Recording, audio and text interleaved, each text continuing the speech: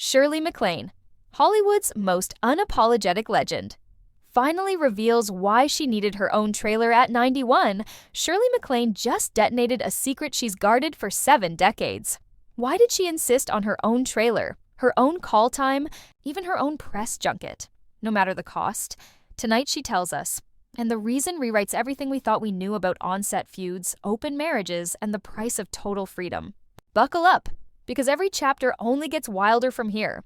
Shirley MacLaine Beatty entered the world in Depression-era Richmond, Virginia. Named after child star Shirley Temple and nicknamed Powerhouse for smashing more home runs than the neighborhood boys, ballet began as ankle therapy, morphed into obsession, and by 17, she'd traded Arlington High for Broadway auditions. An understudy break in the pajama game turned an unknown dancer into the talk of Manhattan overnight, but that rush came with a choice: high school diploma or destiny. She grabbed destiny and rewrote her last name, lifting MacLaine from her mother's side because producers kept mangling Beatty. In one stroke, she created the marquee you still see today. Transition. If that decision felt bold, her next one, on a dark Vermont set with Alfred Hitchcock, would catapult her into film history. 3 months after signing with Paramount, she was standing beside Hitchcock in The Trouble with Harry, winning a Golden Globe for freshness. Success snowballed into Around the World in 80 days, but production photos hid a secret pregnancy. When daughter Sachi arrived, Shirley chose a career warp drive. The baby would live in Japan with husband Steve Parker and his mistress, while mom stormed Hollywood. Viewers saw glamour. Backstage there were retakes, swollen ankles, and contracts that treated actresses like chess pieces. Then Frank Sinatra personally tapped her for Some Came Running. He even demanded the character die because, he predicted, the Academy loves a tragic ingenue. He was right. Her first Oscar nomination came wrapped in tears and tabloid buzz. Yet the most explosive drama wasn't in front of a camera. It was in a producer's office where one unwanted advance met the sharpest slap in 1950s Hollywood. Hal Wallace, the mogul who discovered her, allegedly forced a kiss. She slapped him so hard studio walls shook. Lawsuit, settlement, lesson delivered. When a columnist smeared her the same year, she decked him too. Then came salary war. In 1958's The Matchmaker, Anthony Perkins pocketed $75 for 10 weeks, while MacLaine earned $25 for identical work. Perkins protested. Nothing changed. She later admitted the unequal pay stung more than his icy attitude on set. Jump to 1980. A change of seasons. Anthony Hopkins labeled her the most obnoxious actress I've ever worked with. Shirley's reply: I didn't like him either. The crew literally redlined shooting schedules so the two would never share a lunch table. And who could forget the trench warfare of 1983's Terms of Endearment? Debra Winger showed up in combat boots, licked Shirley's leg during rehearsal, and yes, turned around and let out a thunderous fart in her face. Winger later shrugged. There's something true in there. Paramount finally brokered peace by splitting top billing. Shirley in the US, Winger overseas, while Hollywood headlines screamed diva, her private life quietly rewrote the rules of marriage. In 1952, Steve Parker proposed 4 hours after meeting her. By 1956, he'd relocated to Japan. They spent 28 years legally married, spiritually independent. Shirley called it my primary relationship. All others were electives. Lovers ranged from politicians to movie icons, sometimes 3 in a single day. She joked, didn't want to miss out. The arrangement shattered convention and her daughter's heart. At 6, Sachi was shipped permanently to Japan for safety.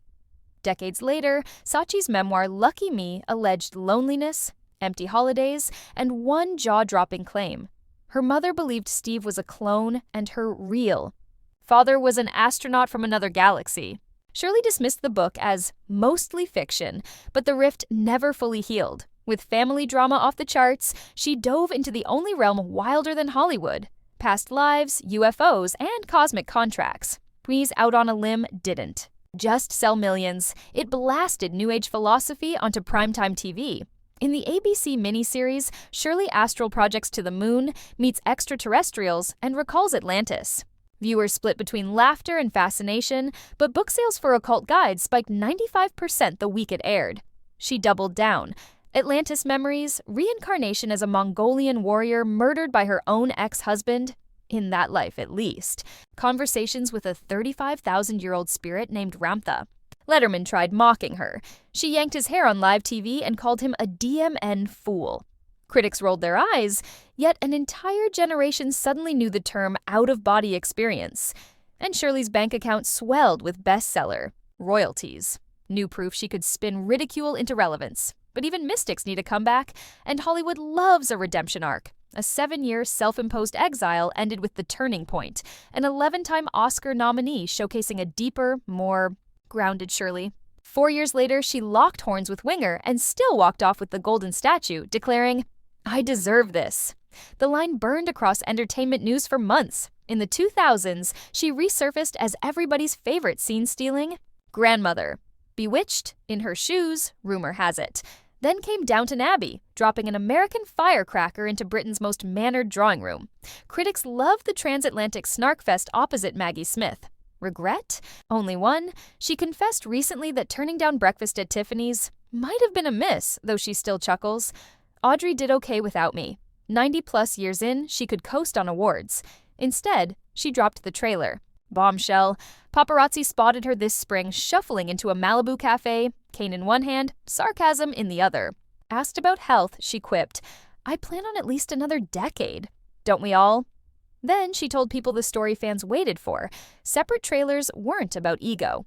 In 1961, after she rejected a producer's after-hours invitation, word spread quickly. Male colleagues began slipping unwelcome notes under her dressing room door. Rather than fight every day, she demanded her own space, her own driver, and the clause followed her for life. Privacy, she said, was the only way to keep working. Without carrying pepper spray? Finally, she addressed Anthony Perkins again. The pay gap?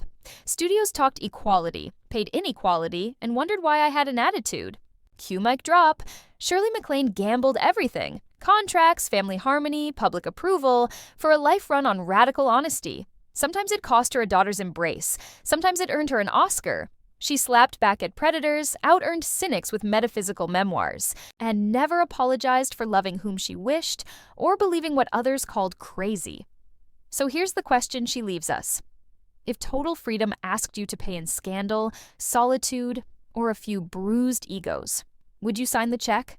Sound off in the comments because the conversation is just getting started, and something tells me Shirley will be reading, chuckling, and maybe reincarnating as the algorithm itself.